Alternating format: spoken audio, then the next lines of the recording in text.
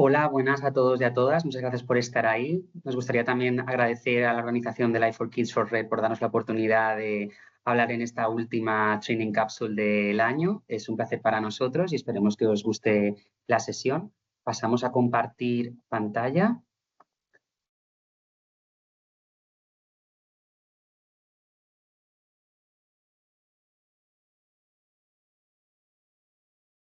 ¿Podéis verlo? Sí. Perfecto. Pues sin más dilación, pasamos, ¿no?, a explicaros nuestra experiencia, ¿no?, con el proyecto más que el proyecto, Estrategia Únicas, y una de las experiencias que hemos tenido en esta estrategia con el evento, ¿no?, Hackathon de enfermedades raras, titulado, hemos puesto a esta sesión Cuando la innovación transforma el diagnóstico. Primero que vamos a hacer la introducción del hospital, aunque muchos Toni, disculpa. Se siente un poco robótico. No sé si soy... A ver. ¿O solo soy yo? ¿Alguien más tiene...? Sí, se oía pues como raro, como el ruido. A ver ahora, Toni, vamos a probar. primero lo que te estaba diciendo es que queríamos... Ahora, perfecto. Gracias. Vale. Vale, gracias. Queríamos daros unas pinceladas sobre el Hospital San Lloredeu que muchos de vosotros conoceréis. Al final es un hospital materno e infantil afiliado con la Universidad de Barcelona. Es una organización sin ánimo de lucro y forma parte del sistema público de salud. ¿Cuál es el propósito de nuestro hospital? Focalizarnos en proporcionar tratamiento, cura y, sobre todo, cuidado a las personas más vulnerables de una manera humanística, creando una sociedad más justa. Dentro de esta sociedad más justa, pensamos que uno de los grandes retos, ¿no?, que tenemos como sociedad es el poder focalizarnos en las enfermedades raras. Muchos de vosotros sabréis que al final el concepto de una enfermedad rara se basa en varios factores. Uno de ellos, el factor numérico, definido en Europa como aquella que afecta a menos de 5 en 10.000 habitantes. Se han descrito entre 6.500 y 7.000 enfermedades raras. En España ya contamos con más de 3 millones de personas afectadas de alguna enfermedad rara. Otras de las cifras importantes que manejamos cuando hablamos de enfermedades raras es que el 80% de ellas se deben a una causa genética y que el 70% debutan en la edad pediátrica, por lo que es muy importante en esta aproximación de las enfermedades raras contar con especialistas en genética y abordarlas desde un punto de vista pediátrico. Otro de los datos, ¿no?, más relevantes y que nos impulsan a poder avanzar es que menos del 50% de los pacientes con enfermedades raras tienen hoy en día un diagnóstico, a pesar de los esfuerzos y de los avances en tecnología genética y genómica.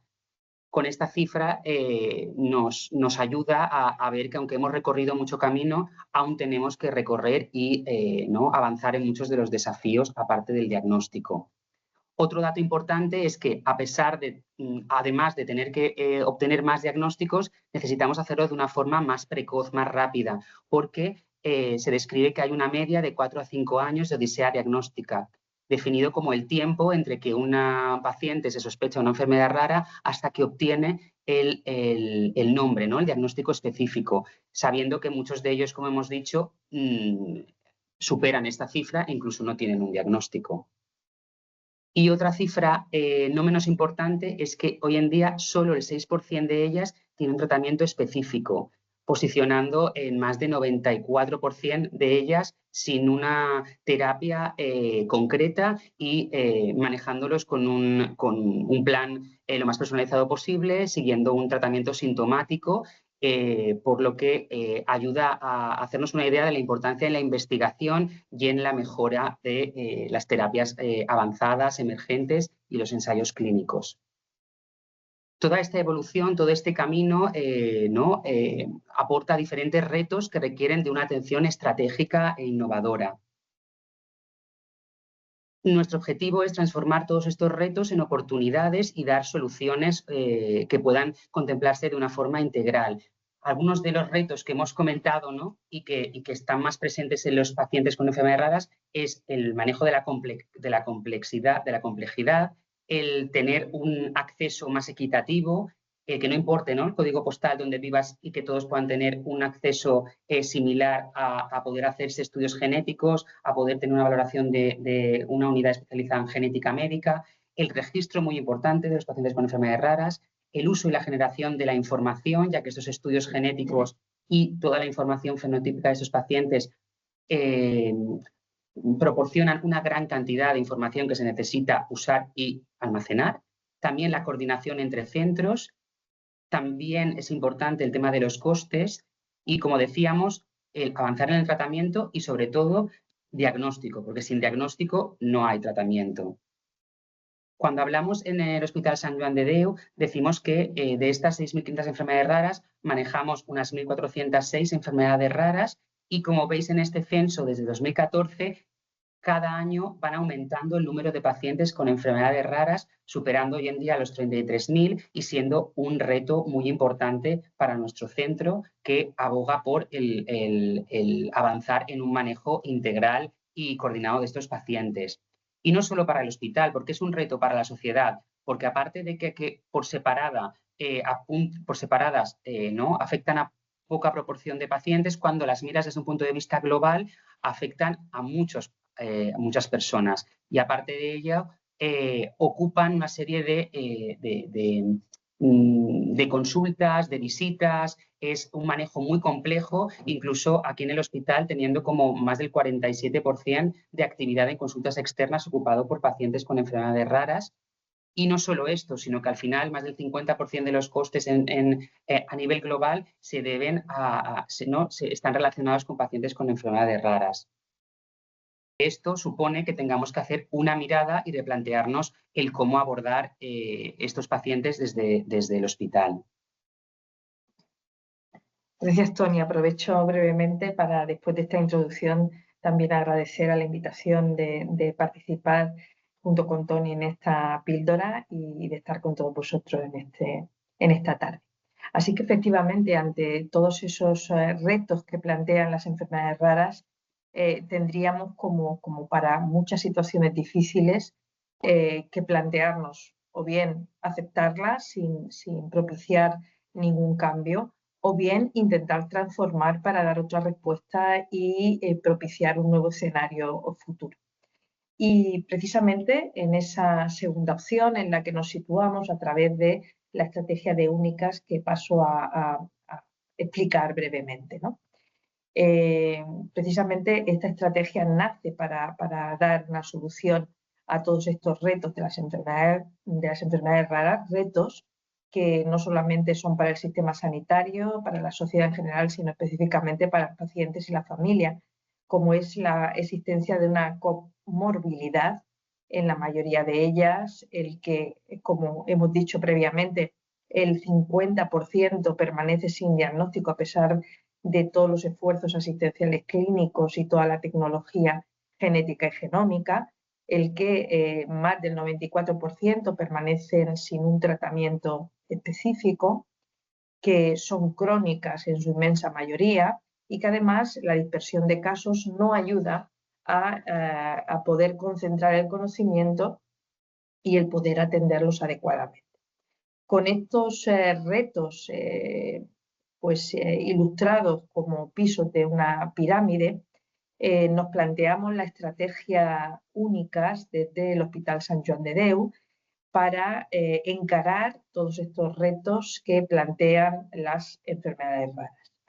De manera que para el primer piso, esa existencia de comorbilidades, donde van a necesitar una atención integral, esta manera de evolucionar a ese cuidado óptimo, integral e integrado, se trataría de tener como objetivo un hospital que realmente atendiera cada una de las etapas vitales y en todas las dimensiones de los pacientes, ¿no?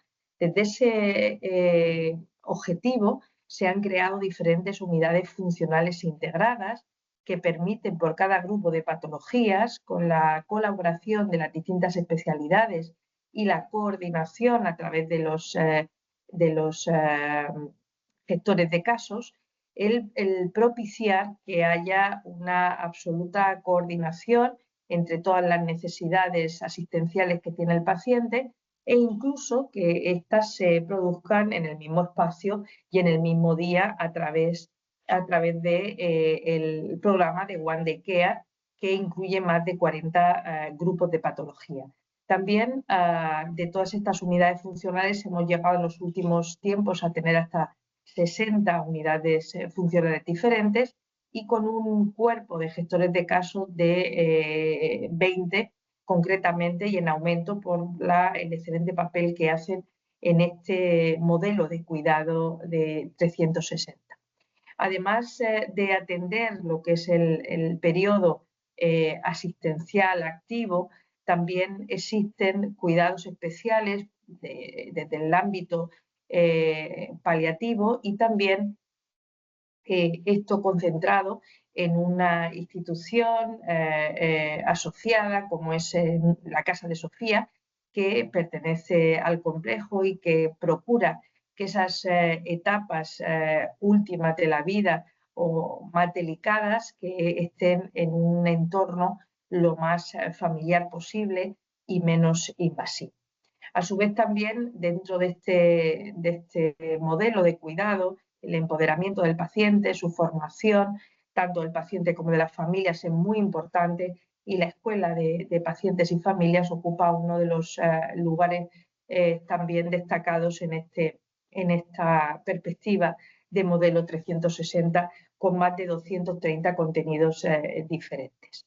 En realidad, todo ello con un entorno en el que propicie la humanización del hospital, ya que al ser un hospital pediátrico, pues se sitúa esta atención de manera que el niño y la niña pueda estar hospitalizado pues siempre con los padres en un entorno de juego, sin dolor, con un ambiente pediatrizado y absolutamente personalizado, de manera que no considere la estancia o la asistencia en el hospital como un evento invasivo, un evento desagradable y negativo en la medida de lo posible.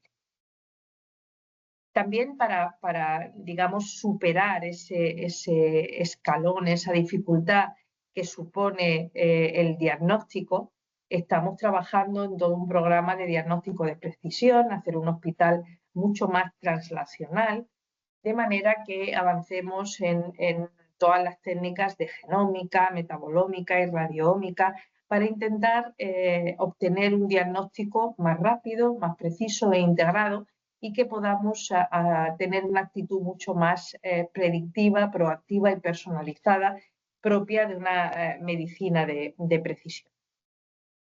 En este sentido, destacan diversos programas que nacen al amparo de este objetivo, como son la inclusión y la participación en los programas nacionales de cribado neonatal genómico, en los programas de cribado del niño críticamente enfermo y también el programa específico de casos sin diagnóstico, en el que pues ahora Tony también nos va a especificar algunas de las experiencias que hemos tenido recientemente. Como bien ha dicho Encarna, dentro de estos 3 programas, ¿no?, transversales a nivel nacional, vamos a centrarnos en el de pacientes sin diagnóstico. En este programa, desde hace tiempo, estamos implementando el que puedan haber diferentes estrategias como para poder, ¿no?, avanzar en el diagnóstico de niños que tras los estudios asistenciales de primera línea siguen, ¿no?, permanecen sin un diagnóstico. Dentro de este sobresale el proyecto del viaje de Nika, que desde hace unos meses es una muñeca que con la colaboración de Alexion y Feder ha viajado por las casas, ¿no?, de niños con enfermedades raras que tienen diagnóstico, que no tienen diagnóstico, para poder recaudar fondos para poder no mantener vigente este programa proporcionando los estudios genéticos necesarios para el diagnóstico de estos niños que no tienen hoy en día un diagnóstico. Realmente al final ayuda a poder visibilizar y ayuda a poder esta recaptación de fondos en este propósito. Aparte del viaje de Nika, también subrayamos el primer Unicas Hackathon Iberoamericano que tuvo lugar en octubre de este año y que tenía como objetivo, como ahora explicaremos, entre algunos, el poder obtener el máximo número de diagnósticos de pacientes que tras los estudios asistenciales rutinarios no tenían un diagnóstico. El viaje de Nika también nace como para poder sufragar ¿no? los gastos de esos estudios que van más allá de esta frontera, ¿no? entre el diagnóstico que podemos ofrecer con las pruebas del hospital, del día a día, y para dar continuidad al programa Impact Genómica, que es una infraestructura para realizar estudios genéticos de alta complejidad, con el objetivo de avanzar en el diagnóstico de niños que no tienen un nombre todavía, de una manera equitativa, sin importar ¿no? el territorio nacional. Al final, con esta red se han ¿no? creado diferentes hospitales, centros referentes en los que los pacientes sin diagnóstico son reclutados y puestos a realizar las pruebas genómicas que hoy en día permiten avanzar en el diagnóstico, como pueden ser los genomas, la transcriptómica o la metilación. Y ya dentro de este programa sin diagnóstico, como os decíamos, subrayamos el primer UNICAS Hackathon.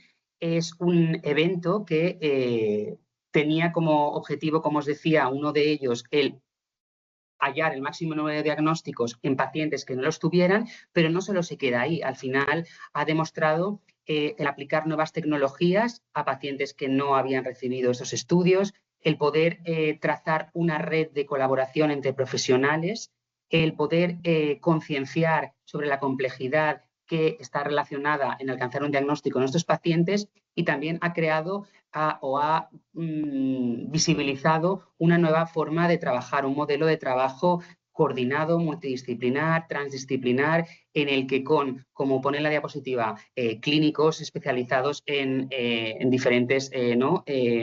disciplinas, genetistas médicos, genetistas analíticos, analistas ¿no? de laboratorio, asesores genéticos, bioinformáticos, todos trabajando en real time a la vez, por grupos de trabajo para obtener el máximo número de pacientes diagnosticados. Aquí tenéis una de las fotos en las que podéis ver los 5 equipos diferenciados por las camisetas de colores. Era el cuarto hackathon a nivel mundial. Finalmente incluimos 12 pacientes de nacionalidades diferentes, procedentes de Iberoamérica y de España. Eran de Portugal, y de Latinoamérica teníamos, bueno, de Iberoamérica teníamos también Brasil, Ecuador, Colombia y México. Formamos un grupo de 142 expertos provenientes de 62 instituciones y de 15 países diferentes, y este evento duraba 48 horas de una forma intensiva, a modo de bootcamp, para poder de forma colaborativa trabajar en estos pacientes. Y realmente, como os decíamos, demostró una nueva forma de trabajar y que obtenía resultados. 142 profesionales, como decíamos, de 5 perfiles diferentes, en el que también ¿no? hicimos como patente que cada grupo tuviera un coordinador, un portavoz, un asesor genético, y dividimos a estos 142 profesionales en 5 grupos, en referencia a 5 animales que en el Hospital San Llodio están muy representados, que son el león, la jirafa, el elefante, el flamenco y la cebra. Esto también, esta especie ¿no? como de gamificación, de juego en equipo, propició el que la gente se sintiera parte ¿no? de su equipo y de algo más grande, ¿no? De que no hubiera competición, de que fuera una suma de esfuerzos por el bien del paciente. Aquí tenéis un mapa ¿no? de los diferentes hospitales a nivel nacional que participaron y de los diferentes países de Iberoamérica que participaron con un paciente cada uno. Y las diferentes pruebas genéticas que se hicieron fueron genoma short reads, genoma long reads, transcriptómica, metilación junto al genoma long reads y las diferentes plataformas que utilizamos. ¿Y cuáles fueron los resultados? Realmente pues fueron abrumadores, esperanzadores, más positivos de los que pensábamos, ya que cuando te embarcas en una aventura así, te embarcas un poco más por vivir la experiencia y ayudar al paciente, pero sin saber realmente cuánto vas a conseguir. Y al final estuvimos muy satisfechos, obtuvimos 6 diagnósticos de los 12 pacientes con un rendimiento diagnóstico de un 50%. Además de estos 6 pacientes, el resto está en control, ¿no? Por el grupo post-hackathon, que estamos viendo qué estudios y qué más se puede hacer para de ellos poder tener un diagnóstico, y de hecho de los 6 restantes, en uno de ellos ya se ha obtenido un diagnóstico. Y realmente es importante también el poder dar a conocer, ¿no? el publicar estos resultados para que ayude a otros grupos que estén inmersos, ¿no? en alguna estrategia parecida al hackathon.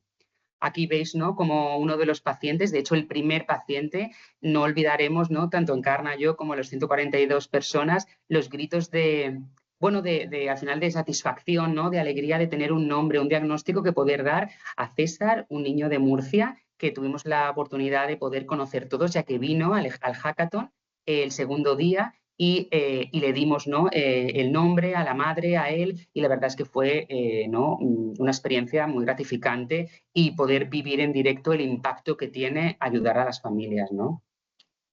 Aquí, para que no enrollarnos más con palabras, os proyectamos el vídeo, uno de los vídeos del hackathon, que resume muy bien esta ilusión y esperanza. Vamos a salir para poder coger el...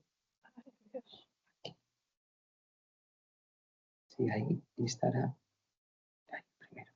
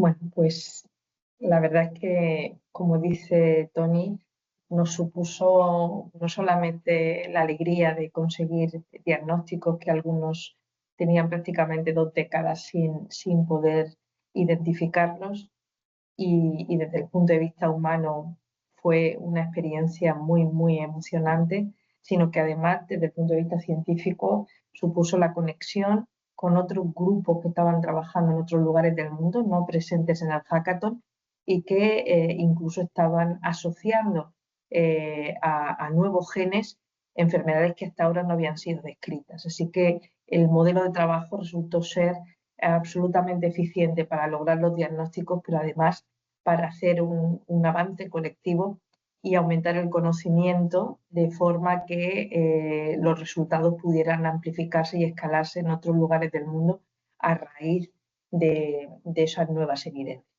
Así que la verdad que para todos resultó ser un momento único también dentro de este ámbito, y con ganas, porque no la compartimos, pero hubo una encuesta de satisfacción para ver también pues cómo se había interpretado o cómo se habían visto de útiles las distintas técnicas, herramientas, etcétera, más que nada para luego la transferencia al sistema clínico, a la cartera de servicios, para poder mejorar las tasas de diagnóstico, pero además también la satisfacción general fue mayor del 9 y prácticamente todas las personas nos compartieron las ganas de volver a realizar un evento similar, que puede también tener sus implicaciones a la hora de construir los nuevos modelos de trabajo intrahospitalarios.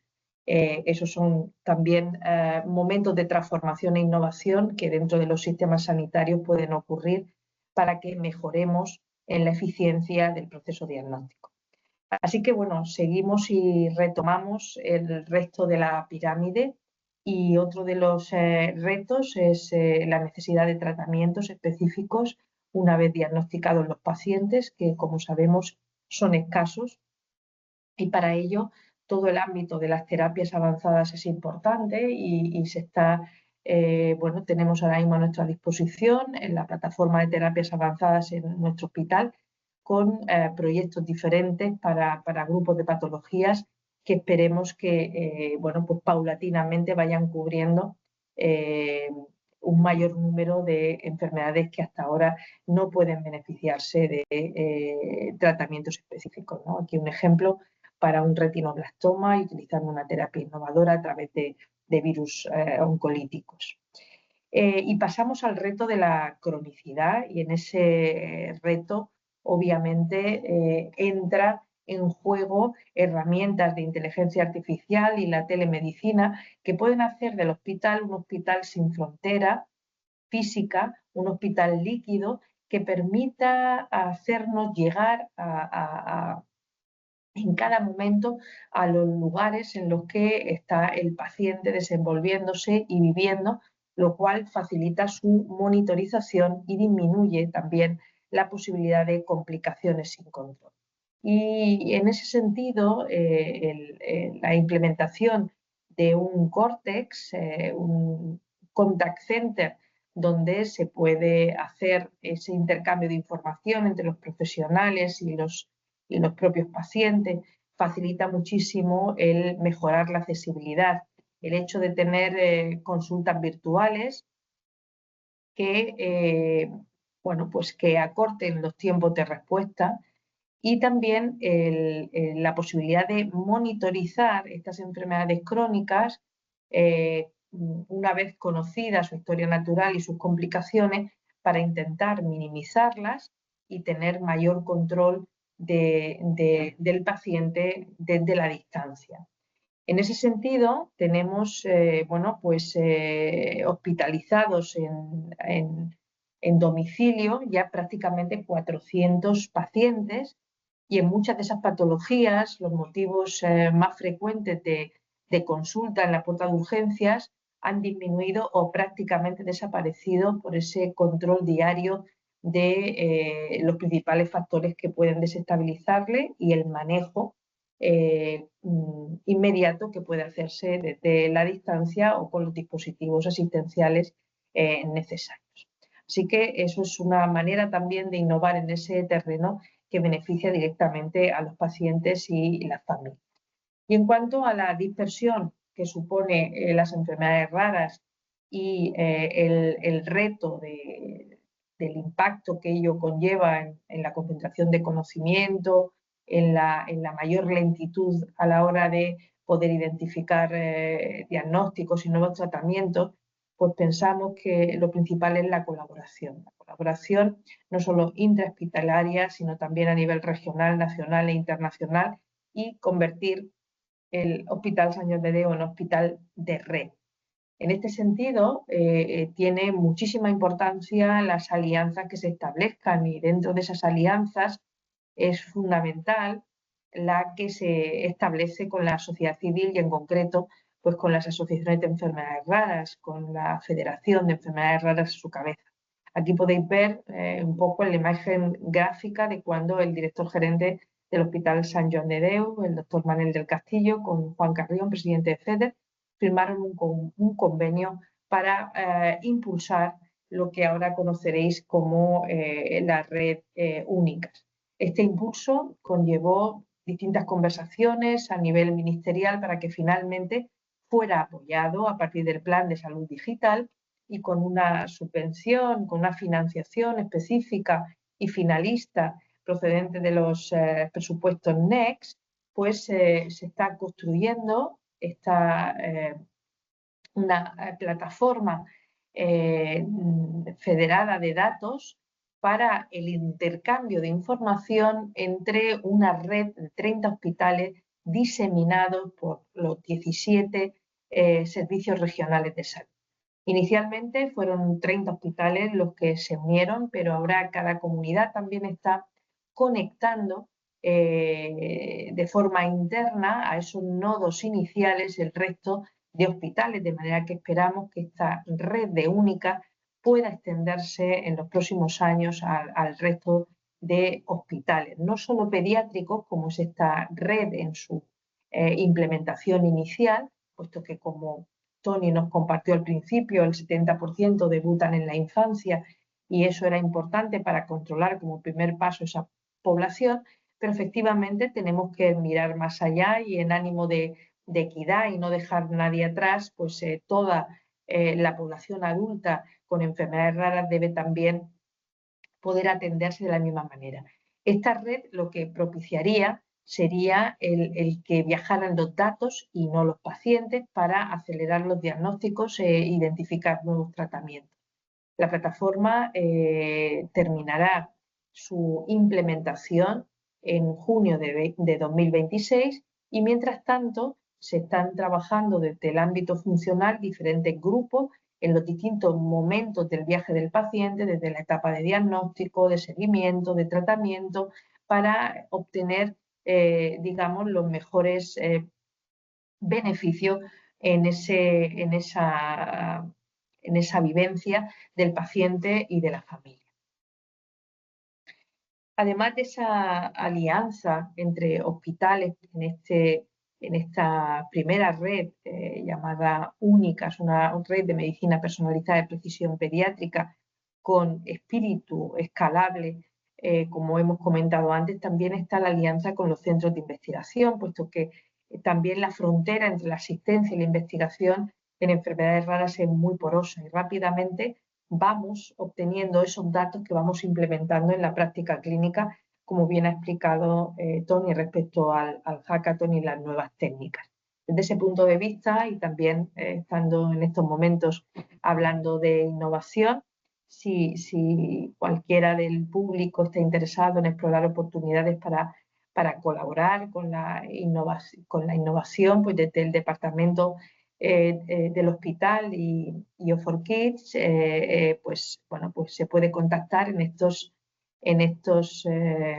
enlaces que ahí están y en estos correos electrónicos. Y bueno, pues por último también para hacer esto realidad a veces la transformación de los procesos, la transformación cultural de los profesionales exigen también cambios en las infraestructuras. Y bueno, pues afortunadamente también hemos tenido la posibilidad a través de una donación importante el poder diseñar el primer centro de medicina de precisión Únicas, donde se intenta combinar toda esta frontera entre la asistencia avanzada y también la investigación, de manera que los círculos de innovación e implementación se puedan acelerar en beneficio de los pacientes y las familias. Este centro, que bueno, pues ha sido también ayudado por la donación de la Fundación Amancio Ortega, pues verá la luz en el segundo semestre del año 2026 también. Y como resumen, para dar lugar a, bueno, pues a comentarios, preguntas, al diálogo entre vosotros, comentar las conclusiones. Y es que, bueno, pues el Hospital Sant Joan de Déu es un hospital materno-infantil que trabajamos para este cuidado excelente, integral e integrado para los niños y especialmente aquellos con enfermedades raras.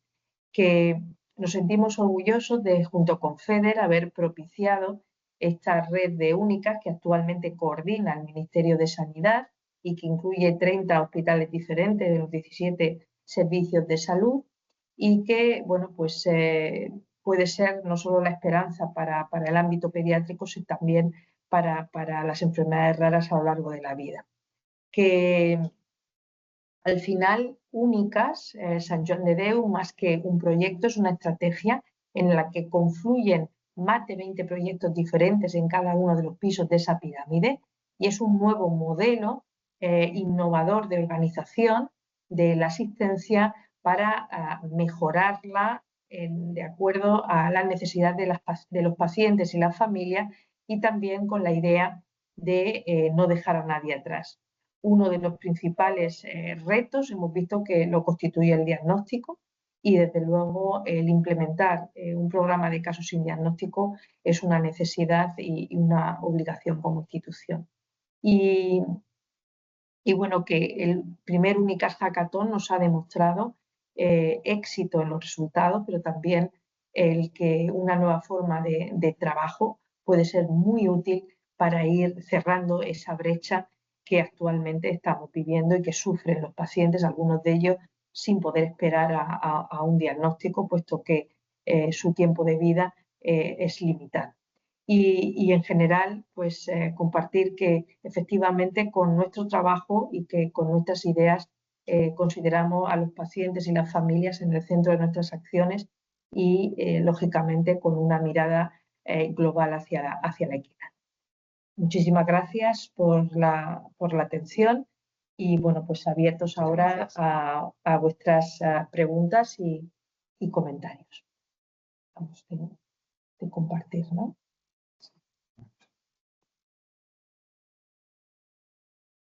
Bueno, muchas gracias, Toni, Encarna. La verdad que es una excelente presentación, o sea, os tengo que felicitar. Yo creo que hemos no podido ver en una visión global lo que se hace en el hospital y luego proyectos como el de Únicas, la importancia que tienen y el alto impacto, ¿no? Yo me quedaría con el alto impacto que tienen proyectos como los que habéis presentado.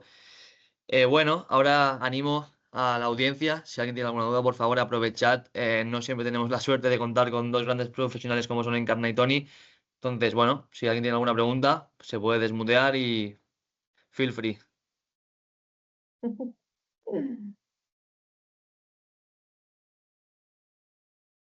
Yo puedo empezar ya que nadie... Ah, mira, yo y si no... Digo, ya que hay mucho tímido, yo aprovecho para haceros una pregunta a los dos, que es un poco loca, pero creo que es divertida para entender un poco vuestras prioridades.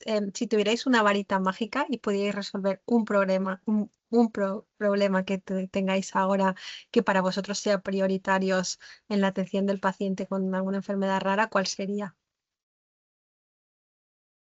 Yo diría... ¿Solo uno? Sí, Uno cada uno, uno cada uno. Bueno, pues entonces tenemos para los principales. Vale, pues yo digo, yo sé cuál va a decir ya Toni si yo digo este. Claro, son complementarios. Yo diría que hay que diagnosticar al 100% de los pacientes. Sin ese diagnóstico no podemos probablemente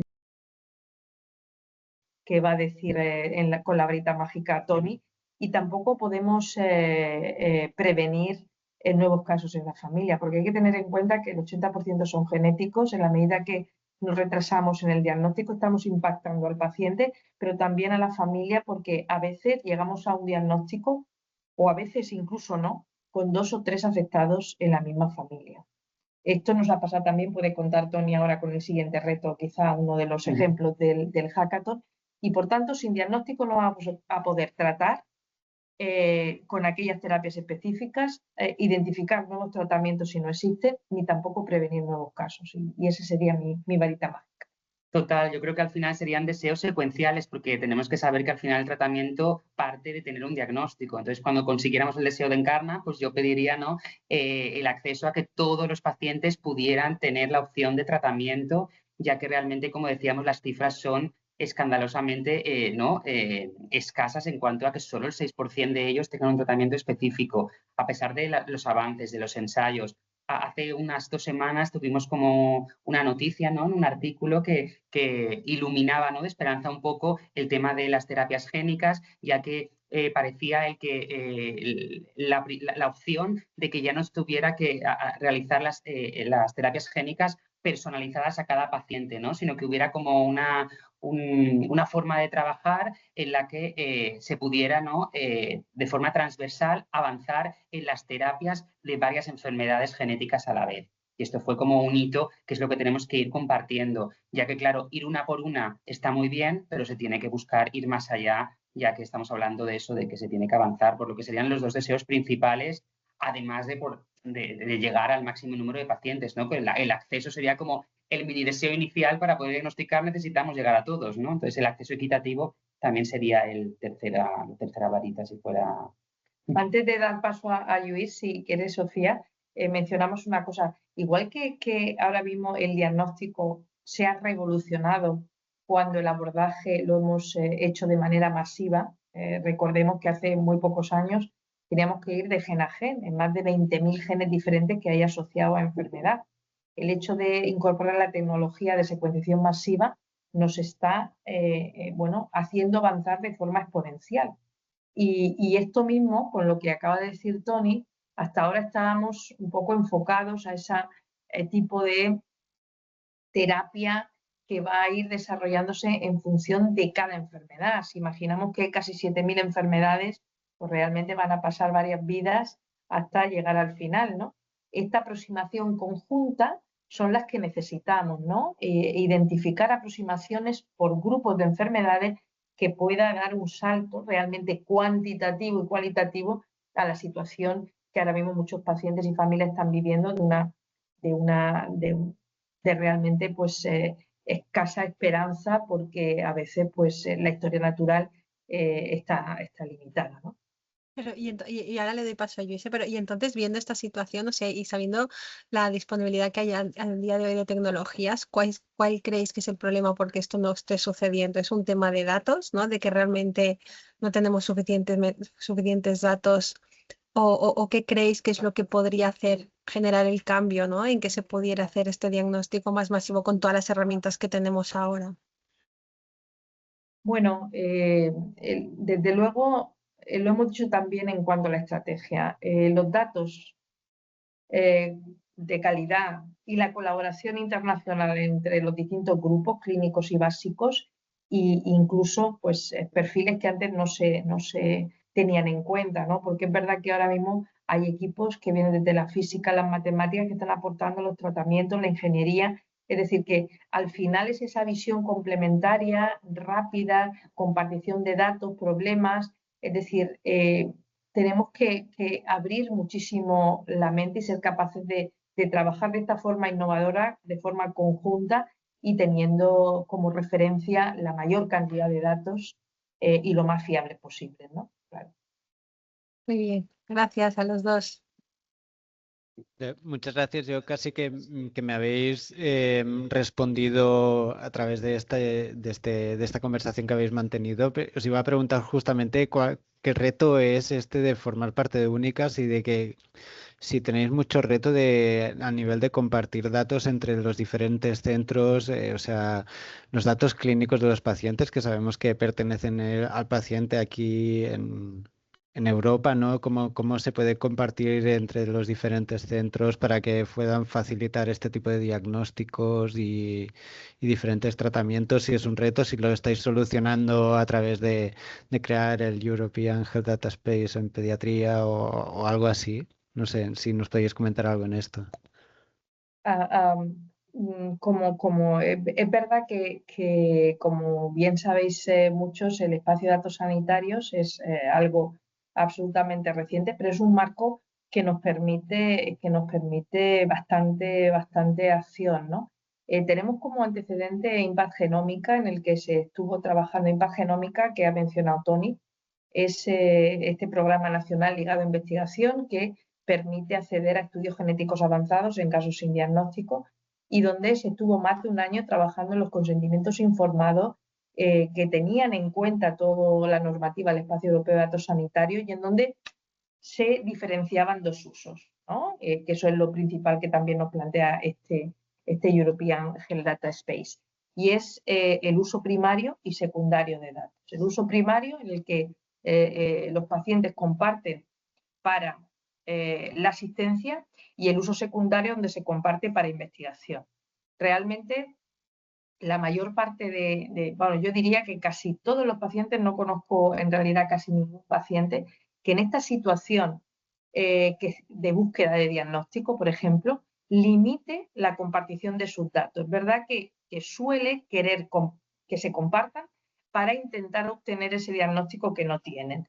Y igual pasa también en el ámbito de los tratamientos, etcétera. Es muy difícil encontrar pacientes de enfermedades raras que no quieran participar en los ensayos. Entonces también hay una sensibilidad diferente. Pero como ciñéndonos a tu pregunta, realmente ese es el reto. Ayer estábamos en una reunión porque hasta que la plataforma no esté disponible, que será como he dicho, junio de 2026, no podemos ver cuál va a ser la actitud de los pacientes para integrarse en la red a través de esos consentimientos. Ayer estábamos revisando de nuevo en el grupo en los consentimientos informados con ese precepto de uso primario y uso secundario y tendremos que ver cuál es su comportamiento al respecto. Pero yo creo que como las experiencias que tenemos previas,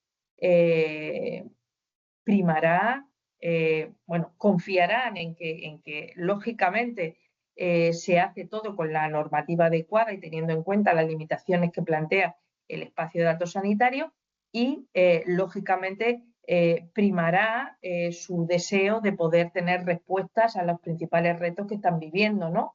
Teniendo en cuenta pues, que se va a preservar la confidencialidad y la seguridad de los datos, obviamente, ¿no? Que eso la administración tiene que ser, por supuesto, principal garantista de todos esos aspectos que son cruciales. Muchas gracias. Perfecto. Pues si no hay ninguna pregunta más, yo creo que de nuevo felicitaros por la píldora y yo creo que podemos dar por finalizada la píldora formativa de hoy. Muchas gracias a todos. Gracias a vosotros. Muchas gracias. Gracias. Felices fiestas. Igualmente, felices Chao. fiestas. Adiós.